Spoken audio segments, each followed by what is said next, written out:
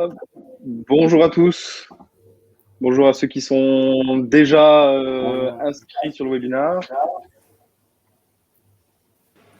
Alors, si certaines personnes qui sont déjà là peuvent nous dire juste sur le chat si on nous entend bien et si on nous voit bien.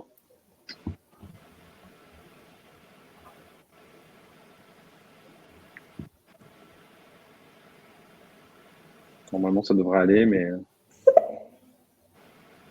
Ok, déjà le chat fonctionne bien. Super. Bonjour Alexandra. Bonjour Benjamin.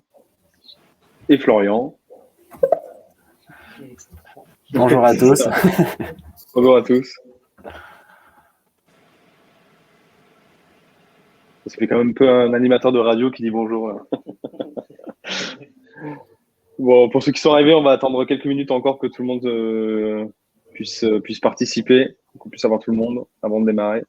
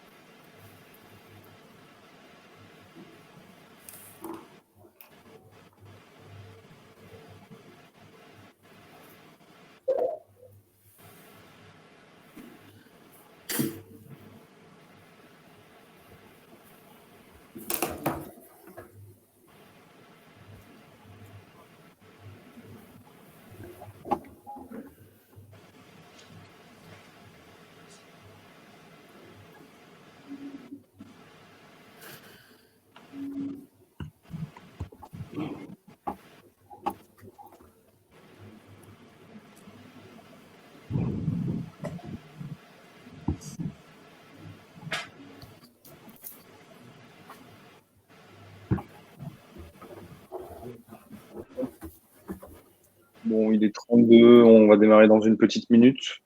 On a déjà 24 participants.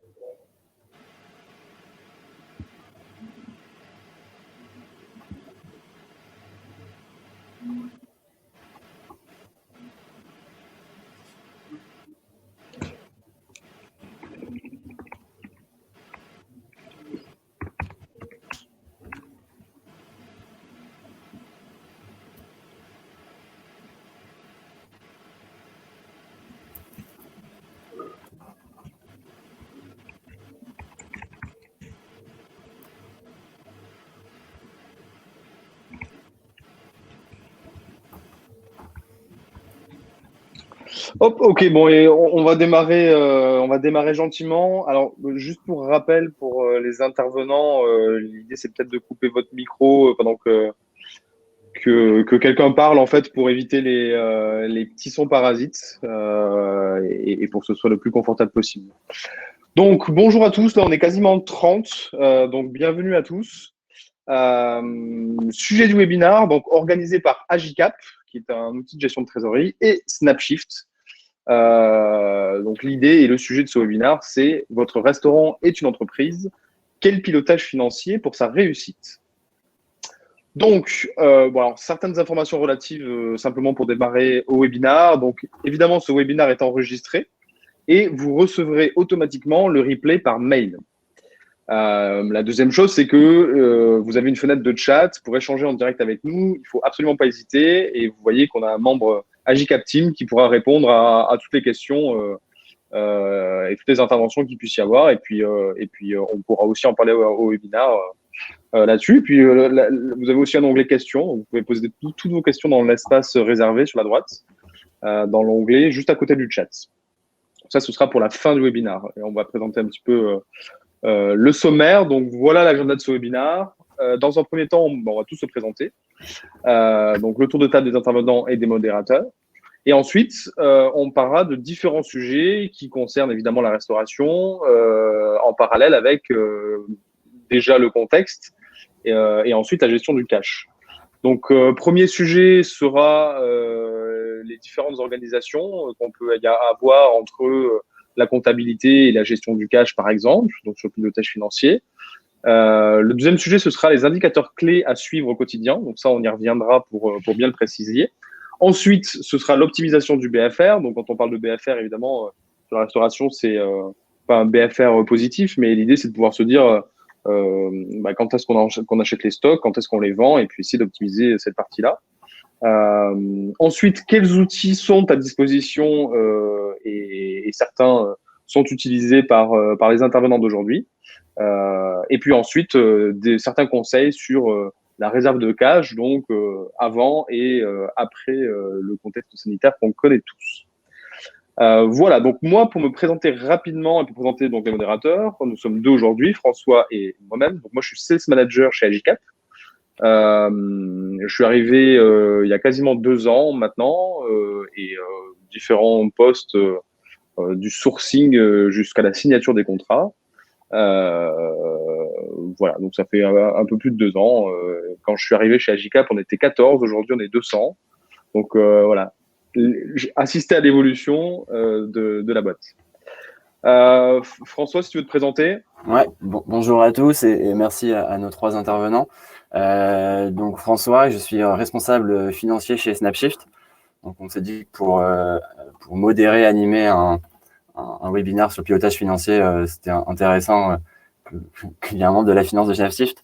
Snapshift, on a une application qui permet notamment aux restaurateurs de simplifier toute votre gestion RH.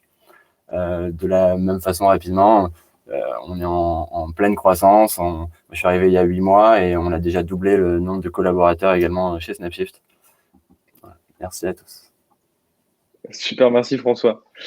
Et donc, pour les intervenants, je vous laisse vous présenter dans l'ordre. Julien, si tu veux dire quelques mots. Oui, bonjour à tous. Donc, Julien Petrucci, moi je suis le directeur financier du groupe Ninkasi. Ninkasi, on est un brasseur industriel craft indépendant. Et ça, on le revendique volontairement avec la particularité de vendre en GMS, mais également d'avoir un réseau d'enseignes, un réseau de restaurants sous le triptyque bière, burger et musique, puisqu'on organise des concerts de façon régulière. On a une vingtaine de restaurants avec un mix entre restaurants propres et restaurants franchisés. Ok, super, merci beaucoup. D'ailleurs, pour l'information, c'est le QG du soir de toute l'équipe Agicap. Donc, on connaît Ninkasi chez nous. Frédéric, si tu veux te présenter. Ouais, bonjour à tous. Donc, Frédéric Bassur, moi je suis le directeur général de Columbus Café. Columbus Café, c'est un peu plus de 200 coffee shops en France. On a une vingtaine à l'étranger aussi. Vous pouvez nous retrouver en centre-ville, centres commerciaux, mais aussi dans des Castorama, dans des Fnac, sur autoroute, aéroport, gare. Enfin voilà, on est plutôt multi-emplacements. On travaille que avec des franchisés. Les 200 points de vente sont opérés, 195 points de vente sont opérés par des franchisés. Et puis, moi, je suis chez Columbus depuis 13 ans, donc j'ai bien participé aussi à l'évolution du réseau et à sa montée en puissance. Quand je suis rentré chez Columbus, il y avait une trentaine de magasins et juste 2 franchisés. Et puis, la trentaine faisait encore partie des plans un peu de fermeture. Et aujourd'hui, on a une centaine de franchisés. Voilà, et j'ai une équipe, bien sûr, opérationnelle et services support, market, achat, développement, etc. Tout ce qu'il faut pour qu'un franchiseur puisse accompagner le réseau. Génial, merci beaucoup Frédéric. Et enfin, Morgan, si tu veux dire quelques mots. Bonjour à tous, donc Morgan Chauffour, donc moi je suis cofondateur de l'enseigne Sushiba qui a 17 ans, qui vient de fêter sa 17e année.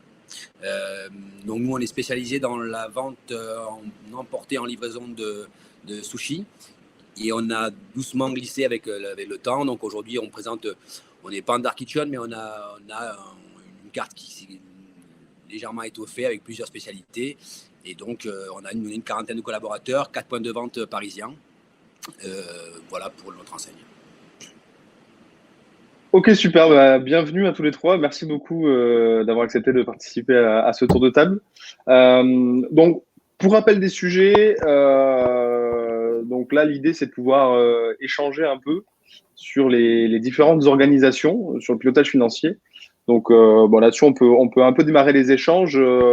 Par exemple, si on commence dans l'ordre de présentation, Julien, toi, alors quand on pense pilotage financier, on pense d'abord expert comptable, mais voilà, selon toi, quelles vont être les différentes organisations en termes de pilotage du cash?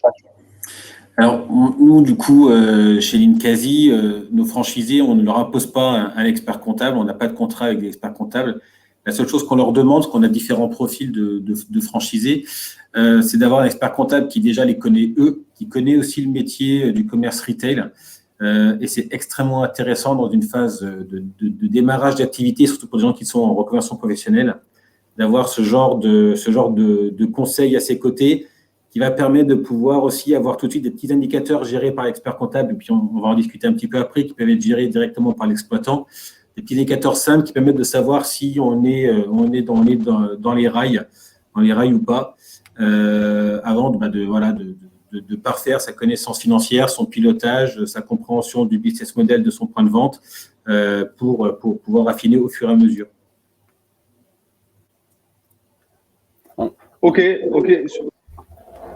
C'est super clair. Donc, pour remettre un peu le contexte là-dessus, quand on parle d'expert comptable, donc évidemment, l'expert comptable gère toute la partie comptabilité. Donc, dit grossièrement, on va dire c'est l'étude du passé et c'est un objet légal.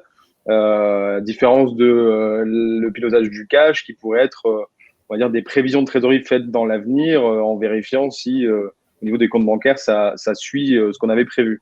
Ok, Claire, est-ce que Morgan, tu veux peut-être réagir là-dessus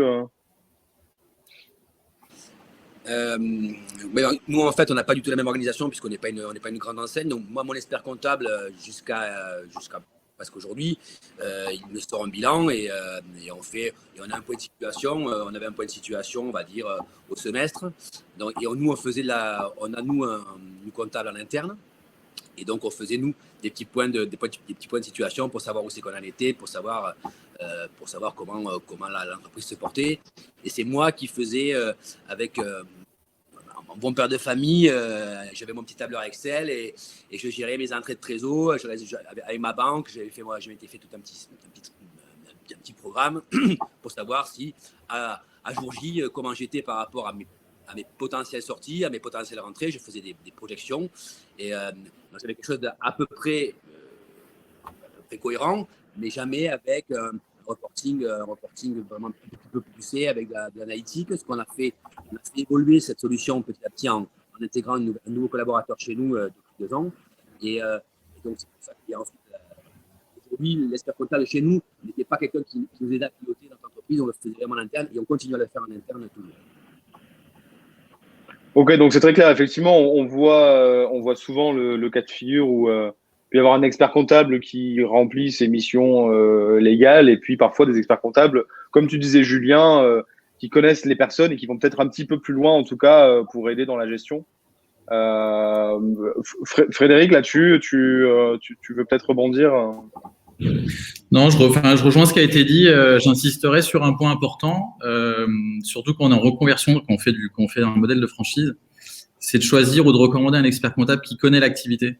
Parce que quand on prend un expert comptable quand on fait jouer notre réseau, souvent notre voisin ou notre ancien collègue va connaître un très bon expert comptable, mais qui n'est pas forcément un professionnel de l'activité qu'on va avoir. Et ça, pour que l'expert comptable fasse son rôle de conseil et d'accompagnement du restaurateur, c'est hyper important parce que voilà, la rentabilité ou les ratios peuvent être très différents en fonction de l'activité qu'on va avoir. Nous, au départ, on laissait le franchisé faire jouer son réseau, où on faisait jouer les franchisés en place, recommander leur expert comptable. Et depuis 2 ans, on a été choisir deux cabinets qui sont toutes France. On les recommande, ils sont pas obligatoires. Mais pour le coup, on a mis en place, on s'est assuré d'une qui connaissait bien notre activité de coffee shop et de restauration rapide. Et puis, on a mis en place avec eux un tableau de bord tel que nous, on souhaite lire les chiffres et les avoir mensuellement à travers notre regard de Columbus et notre regard de franchiseur. Voilà. Mais à côté, c'est clair que l'expert comptable, ça va être une photo d'il y a 30 jours ou d'il y a 3 mois ou 6 mois. Donc, il faut autre chose en complément pour être réactif et pour pouvoir suivre le quotidien. Là, moi, si je comprends bien un peu ce que vous dites tous les trois, c'est que finalement, et c'est vrai qu'on le voit, c'est qu'on peut avoir tendance dans un premier temps à voir l'expert comptable uniquement pour sa valeur de rendre les comptes légaux une fois par an, et du coup de voir ça comme un prestataire et de faire le choix parfois du minimum. Or, en fait, c'est hyper important d'aller chercher un expert comptable qui puisse être moteur, qui a une expertise dans le secteur d'activité, qui apporte autre chose et peut-être qu'il soit moteur sur la mise en place d'indicateurs après que chacun pourra suivre de manière quotidienne ou hebdomadaire. L'expert comptable peut être un conseil dessus. Oui, tout à fait. Nous, grosso modo, l'expert comptable, il aide à voir dans le passé, mais c'est en connaissant le passé qu'on prévoit le futur, ça très bien, mais ça ne suffit pas, surtout en phase d'amorçage. Donc, quand on a la chance d'appartenir à un réseau d'enseignes qui est un petit peu structuré, on est aidé. Quand on est indépendant, il est important, en effet, de pouvoir vraiment bien s'entourer à ce niveau-là, de bien suivre cette trésorerie de façon efficace, sans prendre trop de temps. Et puis, on a tous vécu, on a tous eu une activité fortement réduite depuis des mois. Ce qui a drivé, ce n'est pas tellement les ratios, parce qu'il n'y avait plus de ratios, c'était le cash. Est-ce que j'étais toujours en vie? Est-ce que j'avais de l'argent pour payer ce que j'avais à payer? C'est extrêmement important.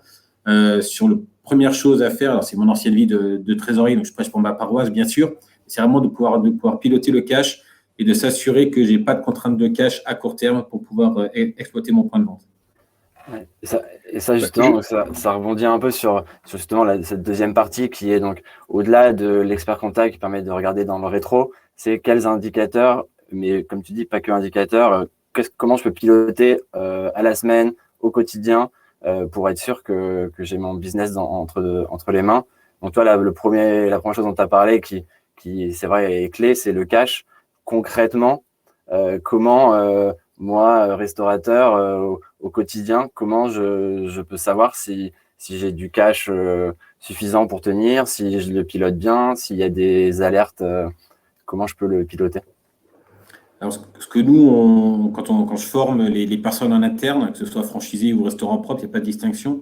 Je leur explique d'avoir des petits indicateurs très simples à mettre en place qui ne nécessitent pas une usine à gaz ou un expert sachant. Le premier, quand on construit un BP, on connaît forcément son point mort, c'est-à-dire son chiffre d'affaires minimum sur une journée en moyenne. Donc, on sait d'ores et déjà à la fin de la journée, quand on fait ces télécollectes, on sait déjà si on est dans le vert ou si on est à la cave. Ça, c'est le premier point. Le deuxième qui est lié, qui va très très vite à faire, c'est une fois que j'ai fait ma télécollecte, c'est de regarder ma productivité. Et donc d'avoir ce ratio en disant j'ai fait X euros de chiffre d'affaires, mais mes heures, donc c'est la somme des heures du coup utilisées sur la journée, me donne une productivité qui permet de savoir si je suis à la cave ou pas. Je peux être à la cave en termes de chiffre d'affaires, mais avoir travaillé mes heures pour ne pas être à la cave en termes de productivité. Donc potentiellement, je peux ne pas avoir consommé beaucoup de cash. Ou du coup, inversement, je peux exploser mon chiffre d'affaires, mais exploser bien plus mes heures, ce qui fait que finalement, j'ai été moins productif. Je suis rentable, mais moins productif. Donc ça, c'est un indicateur qui est très, très simple à mettre en place, qui permet, nous, c'est ce qu'on dit en interne à chaque directeur. Ça, vous devez le faire tous les jours. Vous avez besoin de votre téléphone. Donc, au lieu de jouer à Candy Crush, vous calculez ça quand vous faites vos télécos, et c'est quelque chose qui est extrêmement rapide pour savoir si vous êtes dans le jus ou pas. D'accord. Donc, du coup, hyper concrètement, donc le point mort, en fait, c'est un minimum de chiffre d'affaires. Donc, c'est un chiffre que je connais, qui est le même tous les jours et qui me permet d'avoir une première appréciation. C'est ça? Et la productivité, du coup, là, je prends donc mon chiffre d'affaires du jour et je le divise par le nombre d'heures totales travaillées dans la journée. Exactement. Okay. Et ça, de la même façon, en fonction de mon activité, j'ai des ratios donc le point mort, comme tu disais, c'est au moment de la création du business plan, on a une idée. Sur la productivité, comment on sait si on est dans les clous si on est bon ou pas? Eh bien, c'est là où soit on fait partie d'un réseau et le réseau nous permet de pouvoir nous aide à nous comparer aux autres, en tout cas nous donne des indicateurs, nous aide à lire cette productivité. Soit on a un expert comptable et comme le disait très bien tout le monde, c'est l'expert comptable, il faut quelqu'un qui comprenne le marché, qui est dans sa base d'autres clients du même business model pour pouvoir comparer les productivités et dire attention, là-dessus, tu dérives, même si tu parais être bon, tu dérives par rapport à tes standards de ton business model. Donc ça, c'est extrêmement important. C'est hyper clair, effectivement. Mais justement, pour pouvoir encore plus en découler de ces indicateurs clés. Parce que ça, c'est un exemple qui est hyper actionnable. Par exemple, Morgan ou Frédéric, sur la partie BFR, concrètement, quand on parle de BFR, moi je sais qu'en ayant échangé avec plusieurs restaurateurs, notamment avec toi Morgan, l'idée c'est que on peut se créer un indicateur qui dit bah voilà, moi je sais que je dois pas dépasser un certain pourcentage d'achat de matières premières par rapport à mon chiffre d'affaires. Est-ce que ça c'est quelque chose que vous faites et si vous le faites, pourquoi c'est important?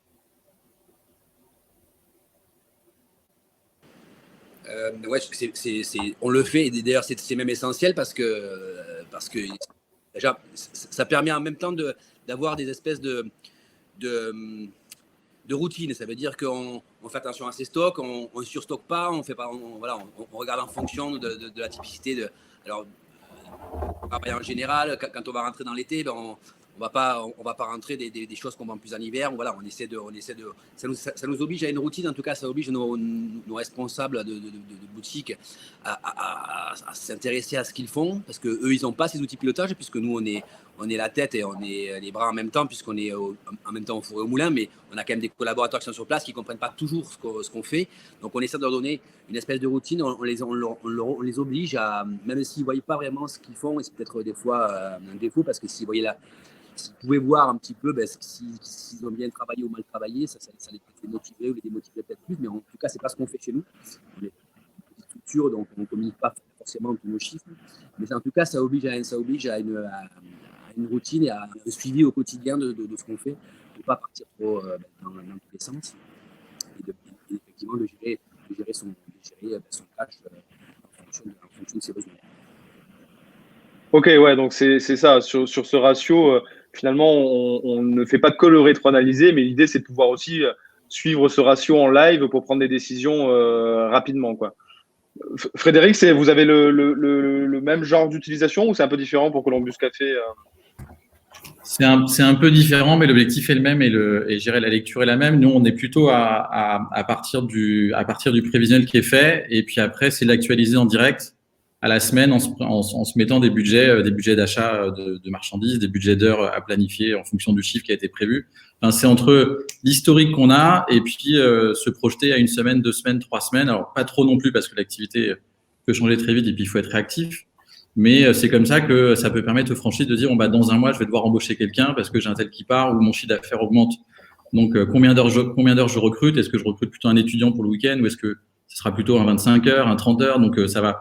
Enfin, ça fait le fait de se projeter, ça permet de se poser des bonnes questions et de prendre la bonne décision au bon moment et ne pas être la tête dans le guidon. Et c'est là où la difficulté du restaurateur est importante parce que c'est quelqu'un d'hyper polyvalent et il doit l'être. Mais voilà, en prenant un bon expert comptable qui va l'aider avec ce côté expertise, lui va pouvoir se concentrer sur des choses beaucoup plus opérationnelles, mais il peut pas naviguer à vue, quoi. Donc il faut qu'il se projette et puis pour se projeter, il faut qu'il puisse analyser un minimum de ce qui se passe, pas sur son service client ou dans ses frigos, mais les chiffres qui ressortent de son activité. Donc nous on recommande tous nos franchises d'avoir un tableau de bord avec ces indicateurs faciles à avoir tous les jours ou toute la semaine. Et puis qui vont pouvoir qui vont lui permettre en fait de se poser les bonnes questions et se projeter à 1 semaine, 2 semaines, 3 semaines. Ouais, donc comme vue d'ensemble, finalement, c'est effectivement ça se rejoint et l'idée c'est vraiment de pouvoir aborder le pilotage du cash comme quelque chose d'hyper actionnable et pas comme quelque chose que d'analytique, quoi. Justement, Ouais. pour te garder là-dessus, Frédéric, et pour bondir sur le sujet des outils. Qu'est-ce que vous utilisez, vous, concrètement, pour se piloter au quotidien sur le sujet du cash? Alors, nous, c'est un tableau de bord. Alors, on utilise 2 outils. Un tableau de bord un tableau de bord Excel, un fichier Excel qui a été fait maison, mais on s'est appuyé sur plein d'experts avec le temps et l'expérience pour avoir un tableau de bord en fait efficace, mais surtout accessible. Parce que quand on est la plupart des franchisés sont des gens qui sont pas du métier, donc il faut former et accompagner. Après, on utilise aussi justement le côté expertise d'un expert comptable qui peut venir se connecter sur le compte en banque, qui peut faire des plans de trésor, en tout cas partager avec ses franchisés, avec ses clients, des outils qui sont très bien dans les cabinets experts comptables ou des applications qui existent et qu'ils utilisent. Hein. Mais nous, on est plutôt à dire aux franchisés, concentre-toi sur ton activité, c'est ta priorité. et vois quel est le prestataire ou quel prestataire on te recommande pour qu'il te donne cette lecture-là, qui te centralise les infos. Alors, des fois, ça peut être un fichier Excel bien monté, ou des fois, ça peut être des applications pour qu'en fait, que son temps précieux soit pris par cette mise en place de récolte d'infos, de data, les concentrer et pouvoir les regarder. Donc, nous, c'est plutôt un tableau de bord simple. Et puis, sur la partie trésor, soit c'est via le tableau de bord, avec le chiffre d'affaires qu'il fait, les charges qu'il a et puis ce qu'il va avoir à décaisser dans la semaine ou dans les 15 jours ou dans le mois, ou soit il fait un point régulier avec son expert comptable pour le coup et pas juste quand il doit sortir un bilan, mais avec via l'application de l'expert comptable une lecture de son plan de trésor en direct. Et sur le tableau de bord simple, c'est-à-dire en fait, concrètement c'est 5 indicateurs qui sont mis à jour tous les jours ou... Ouais, c'est le chiffre d'affaires, justement mes heures réalisées qui vont me donner ma productivité, qui va tout de suite me dire si je suis dans la plaque ou pas en termes d'heures planifiées ou travaillées, mais aussi est-ce que je suis bien dans mon budget de frais de perso que j'avais prévu ou en fonction de mon concept.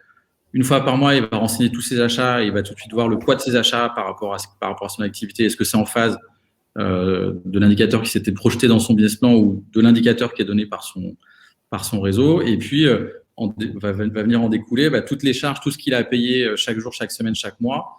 Et avec le chiffre d'affaires, il va voir tout de suite s'il a assez ou pas assez. Et son compte bancaire va lui donner aussi un indicateur. Est-ce qu'il a l'argent sur le compte ou pas? Et cette lecture à la semaine va permettre, d'une, va l'alerter. Et puis, en fonction de l'alerte, il va se poser la bonne question. Mais ce qui est important, c'est de se dire, tous les jours, j'ai mon chiffre d'affaires. Tous les jours, je renseigne toutes les charges d'exploitation que je peux prendre en 30 secondes, 1 minute maximum. Et très rapidement, je vais voir ce que j'ai à décaisser dans les jours ou les semaines à venir et ce qui va me rester à décaisser ou le chiffre d'affaires que je vais devoir faire. Et donc, du coup, trouver des solutions si je n'ai pas assez. Oui, c'est très clair, justement, cette notion donc là aussi, justement, de chiffre d'affaires et de charge. Et tout à l'heure, on parlait de BFR et de l'impact sur le cash. Concrètement, je comprends que j'ai des coûts et que j'ai des revenus, mais qu'est-ce que c'est concrètement le BFR? En quoi c'est important pour ma trésorerie? Et est-ce que c'est juste la somme de mes coûts et de mes revenus? Ou concrètement, quel est l'impact sur mon cash? Et est-ce que ça, je peux le piloter au quotidien?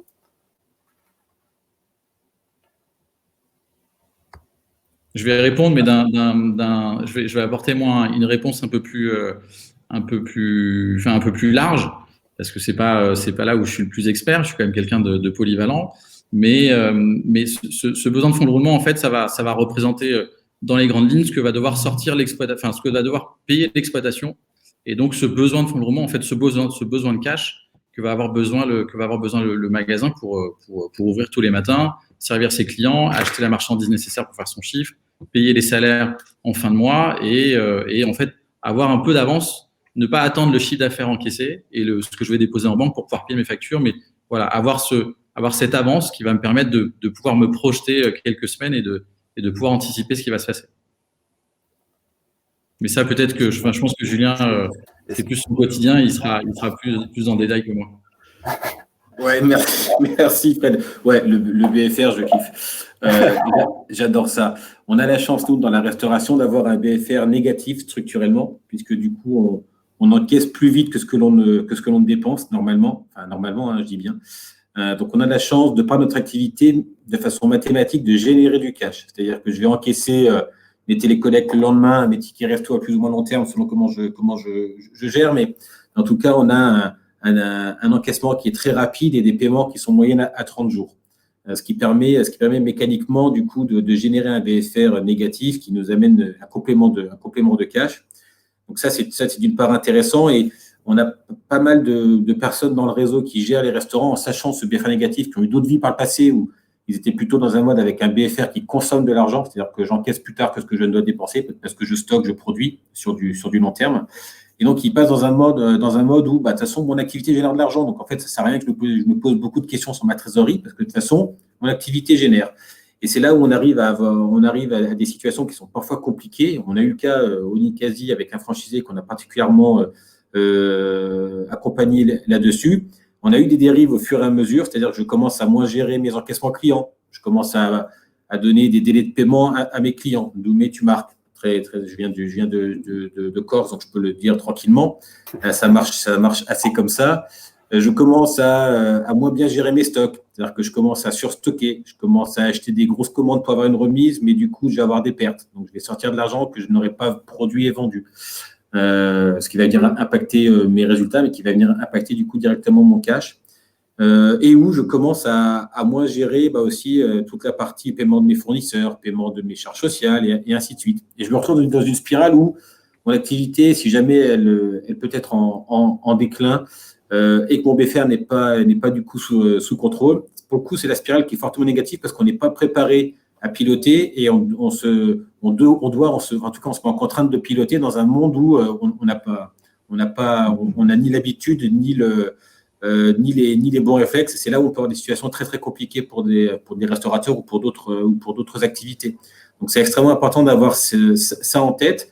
On a quand même un parachute intéressant sur la restauration, comme je disais, on génère mécaniquement de l'argent, du cash par ce qu'on fait, mais il faut quand même garder ça en tête pour aller chercher des fois des petits suppléments. Comment je peux améliorer au fur et à mesure qui permet de me financer peut-être quelques investissements divers et variés. Quand on nous dit qu'on peut augmenter la taille des terrasses, faut pouvoir sortir l'argent. Si on a bien travaillé sa prévision prévisionnelle de trésorerie et son TFT, ça permet de libérer de l'argent pour ça. Et puis du coup pour différentes choses. Donc, pour le coup, c'est très très important. Et au Ninkasi, c'est très particulier. On a cette activité de restauration, on est en BFA négative, et une activité industrielle de production de bière. Pour le coup, j'ai une très très grosse consommation puisque je me fais payer à 45 jours. Il me faut à peu près un mois de stockage une fois que j'ai produit et il me faut à peu près 3 semaines de stockage en amont avant de produire. Donc, j'ai du coup un BFR qui est extrêmement important. Je suis à plus de 60 jours et du coup, je consomme beaucoup d'argent. Donc, si ce n'est pas piloté, ça peut partir très, très vite à la dérive. Okay, mais c'est hyper intéressant en tout cas d'avoir ta vision là-dessus, Julien, vision assez financière. Toi, dans l'opérationnel, ce sera juste pour conclure et on passera très rapidement aux réserves de cash par la suite. Morgan, toi, vraiment dans l'opérationnel, je sais que évidemment dans le fond c'est le même sujet. Peut-être que tu utilises d'autres moyens. En tout cas, tu peux nous en dire juste un mot? Non, je suis très d'accord avec ce que dit Julien. À toujours être vraiment, parce que quand j'ai commencé ce métier, j'avais pas cette notion justement et on se retrouve avec un petit peu de trésorerie. Enfin, si ça marche bien et que la trésorerie, je pense peut-être à certains de nos participants qui écoutent ce webinaire et qui n'ont peut-être pas des grosses enseignes ou qui commencent juste et qui ont donc des petites structures. Et donc, on peut se laisser vite griser. Il y a une différence entre le compte de résultat et la trésorerie. On peut avoir un compte de résultat positif avec tout se passe bien, mais sauf que le cash n'est pas là. Donc, ça peut générer du stress, ça peut générer beaucoup de choses négatives au quotidien. Donc, c'est vraiment très important. Je l'ai appris à mes dépens. Nous, ça s'est très bien passé parce qu'on a eu un très beau démarrage. Donc, j'ai pas été confronté au départ, mais dans le temps, parfois, on peut se laisser aller parce que l'activité a pris une espèce de routine. Donc, on a ses clients, on passe à travers un jour, on passe à travers un deuxième jour, mais c'est pas grave parce qu'on sait que le samedi, ça va bien travailler. Et la routine est très dangereuse dans ce métier, donc c'est pour ça que on est devenu très, très, très assidus avec vraiment des petits comptes rendus. On fait ça vraiment au quotidien, en tout cas de manière hebdomadaire. Ça nous aide à se rassurer et à rassurer aussi nos partenaires financiers, parce qu'aujourd'hui, ce sont en plus pas mal de fournisseurs demandent la notation quand vous créez un compte chez un fournisseur en tant qu'indépendant. Il a besoin d'avoir une sécurité qui va bien être payée. Donc, si on a une bonne note et si tout est bien piloté, c'est plus facile par la suite. Mais c'est vrai qu'il faut être très attentif au quotidien. Ok, donc en fait, sur la vision, c'est hyper intéressant. Merci beaucoup, Morgan. Pour la vision, en fait, c'est ça. C'est finalement pilotage du cash, une sorte de boule de cristal. Ou si on pilote son cash, on pilote son activité, quoi. C'est directement relié et hyper important de le savoir parce qu'effectivement, au départ, et là, on peut peut-être s'adresser à ceux qui vont ou ceux qui sont en train d'ouvrir un restaurant. On peut se dire que c'est l'opérationnel qui prime, sauf que en fait, quand on pilote pas son cash, on peut avoir des trous dans la raquette, passer à côté de certaines choses. Et en fait, le cash, si on sait bien lire les choses et si on sait bien le piloter, ça fait tout, quasiment. Après, il faut faire bon à manger, bon à boire, et puis voilà. Ok, est-ce que peut-être on aura un manque de temps là-dessus sur les conseils de réserve de cash. Peut-être qu'on aura un intervenant. Est-ce que quelqu'un veut réagir en tout cas ou veut donner justement un conseil à des restaurateurs novices ou un peu plus confirmés, justement les réserves de cash, donc avant Covid et maintenant post-Covid. Je veux bien parler. Pour le coup, parce que j'ai une approche qui est un peu différente, on va dire, avant 17 mars 2020 et après 17 mars 2020. Et notamment pour le groupe Ninkasi, où on a eu comme groupe, du coup, la joie de toucher des subventions du Fonds de solidarité qu'à partir du mois de décembre 2020. Donc, il a fallu quand même supporter l'année 2020 sans rien. Ce qui n'a pas été le cas on va dire, des petites structures, et c'était plutôt une très bonne chose, je pense. Nous, on avait historiquement, de par notre activité, beaucoup investi dans nos restaurants. Ouvrir un restaurant Ninkasi, c'est une surface assez grande et il y a un capex, des investissements initiaux assez forts. Donc, on avait fortement investi. On avait mis une structure qui était assez fixe. Il y avait des choses variables, mais c'était quand même relativement fixe d'un point de vue, en tout cas, génération ou consommation du cash. Et quand tout s'arrête du jour au lendemain, le temps que les dispositifs se mettent en place, on a été confronté à… Alors, on n'a pas eu de soucis, ça a été anticipé, mais on aurait pu se retrouver confronté par un manque de cash disponible, puisqu'on considérait qu'avec notre BFR, avec 1 mois et demi, grosso modo, ou 2 mois maximum de cash, on était serein. Plus 1 mois de BFR, ça nous mettait à peu près 3 mois, tout le monde était content. Et donc, ça a été du coup, ça aurait pu être un petit peu juste. Donc là, j'ai une approche un petit peu différente depuis avec mes restaurants et les restaurants franchisés, où je leur demande d'avoir plutôt à minima 3 mois minimum plus le mois de BFR, grosso modo, ce qui laissera le temps en cas de peut-être confinement 4, on ne sait rien, mais en tout cas d'avoir un petit peu plus de mou, mais même pour anticiper des baisses d'activité qui permettent de pouvoir avoir un matelas suffisamment fort, surtout si on n'est pas habitué à piloter au quotidien, comme l'a très bien dit Frédéric ou Morgan, de piloter au quotidien ces indicateurs. Le temps qu'on s'habitue, qu'on se familiarise avec cela, je pense qu'il est important d'avoir du cash disponible pour pouvoir enlever cette charge mentale. C'est surtout ça. Et qu'on puisse se concentrer sur l'opérationnel qui doit driver avant tout. Donc, c'est vrai que j'ai changé un petit peu mon fusil d'épaule à ce niveau-là pour conseiller nos restaurateurs. Et puis également qu'ils puissent avoir en tête tout ce qui peut exister comme levier. C'est surtout ça. Du coup, en termes de trésorerie, il y a différentes choses qui existent en termes d'affacturage, à verser. Il y a beaucoup de choses qui existent pour financer autrement qu'un emprunt bancaire classique qu'on va amortir tous les mois. Il y a d'autres solutions et voilà, moi je les forme notamment là-dessus pour qu'ils aient au moins notion que des choses existent. Et là, pour le coup, l'expert comptable, c'est quelqu'un qui a cette connaissance de par son panel de clients, qui doit être du coup, quel que soit son réseau, mais qui doit avoir du coup cette aide-là aussi qui peut du coup mobiliser. Ok, ouais, mais c'est super intéressant. Et en fait, le parallèle est fait avec les propres gestions de finances personnelles. En fait, effectivement, plus on a de mou, plus ça libère cette charge mentale. Et au final, enfin, si je tranche un peu là-dessus, on pourrait dire que suite au confinement, on peut peut-être se dire il est plus temps d'être très agressif sur les investissements, mais plutôt basculer vers une gestion plus père de famille. En se laissant du mou. Et en fait, pour se laisser du mou, il faut quand même rentrer dedans et regarder et suivre assez fréquemment, quoi.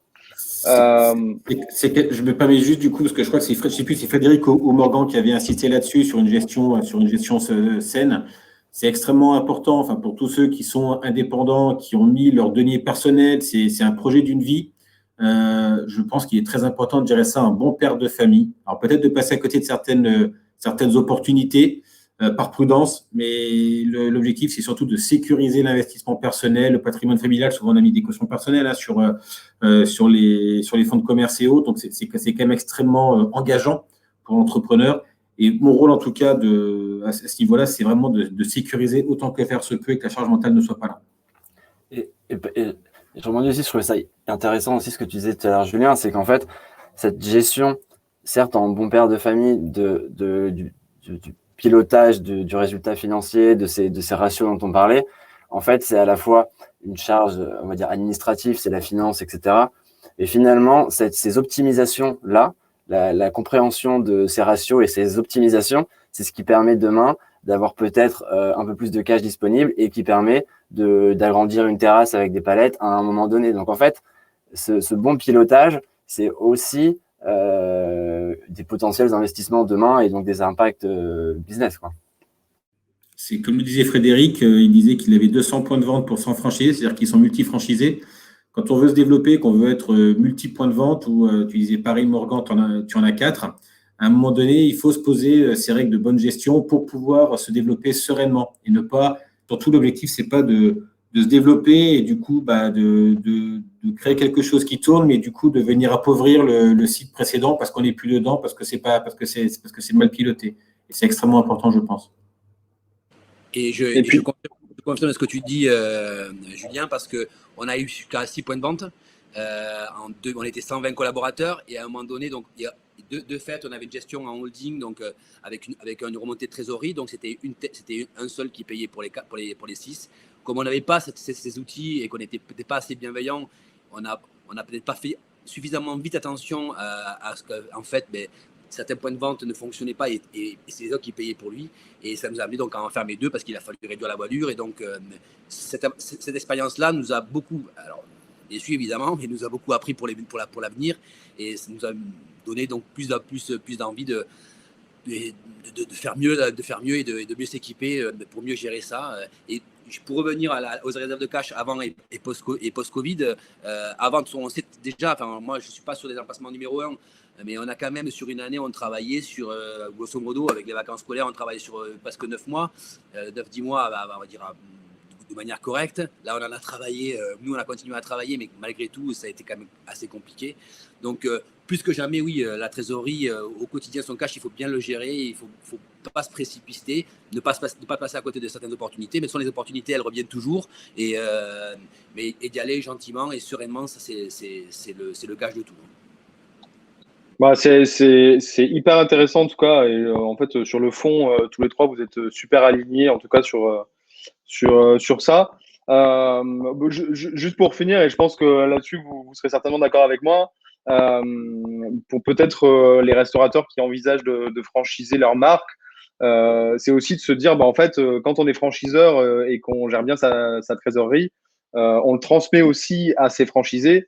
Et les premiers franchisés sont importants à avoir, puisque finalement, s'ils gèrent leur trésorerie, comme tu disais, Julien, ils peuvent en avoir un, deux, trois, et en fait, avoir des multi-franchisés dans sa marque de franchise, c'est aussi un très bon signal pour les autres, parce qu'ils se disent, bah, si lui, il en a ouvert plusieurs, ça veut dire que moi aussi, et ainsi de suite. Et en fait, c'est un cercle vertueux. On finit là-dessus parce que je vois que le temps avance pas mal. Mais merci infiniment à vous trois pour pour ces différents témoignages. Pardon, c'est super intéressant et j'espère que c'est très applicable en tout cas pour plein d'autres. Pour passer rapidement sur l'outil Agicap et sur l'outil Snapshift, donc ça c'est des outils et des moyens qui vont vous servir à appliquer un petit peu ce qu'on s'est dit. Donc Agica pour les restaurateurs, donc c'est un outil de gestion et de prévision de trésorerie. On va dire qu'il y a 3 objectifs principaux. Le premier, c'est de pouvoir établir son budget, c'est-à-dire qu'est-ce qui va rentrer et sortir dans les prochaines semaines et prochains mois sur le compte bancaire ou sur les comptes bancaires par catégorie d'encaissement et de décaissement. Et à ça, on va y connecter directement les comptes bancaires pour que à chaque fois qu'un flux transite par la banque, il transite aussi par Agicap et ils viennent se catégoriser au bon endroit. Donc en fait, en temps réel, on sait où on en est par rapport à ce qu'on a prévu. Ensuite, l'idée, c'est aussi de pouvoir alimenter le budget et pouvoir positionner les échéances fournisseurs. Qui est-ce qu'on doit payer et quand? Quand on a justement dans la restauration plusieurs fournisseurs, on peut se dire, bah, lui, il est payé le 15, lui, il est payé le 20, lui, il a un délai de paiement de 30 jours, lui, de 45 jours, etc. C'est hyper important de pouvoir positionner ces échéances. Et puis ensuite, c'est pouvoir faire des scénarios en se disant, bah, si j'achète un four en haute saison parce qu'il vient de me lâcher, bah, c'est quoi l'impact maintenant, mais aussi dans 3 mois, 6 mois, 12 mois, pour savoir si je fais pas une bêtise de le prendre ou pas, ou si je dois embaucher des gens pour la saison, etc. Donc faire des scénarios, c'est super important. Et puis derrière aussi, pouvoir calculer ces ratios en se disant bah, en temps réel où j'en suis par rapport à mon pourcentage de dépenses que je m'étais fixé, par rapport à ce que je rentre comme chiffre d'affaires. Donc voilà l'utilité d'Agicap pour un restaurateur. Et je fais juste une mini parenthèse sur Cash Academy. Donc, c'est une formation en gestion de trésorerie avec plusieurs intervenants que nous, on a créé. Voilà, n'hésitez pas à vous inscrire dessus. Il y a 10 modules thématiques pour vraiment être un expert en pilotage de trésorerie à la fin. François, je te laisse parler de Snapshift.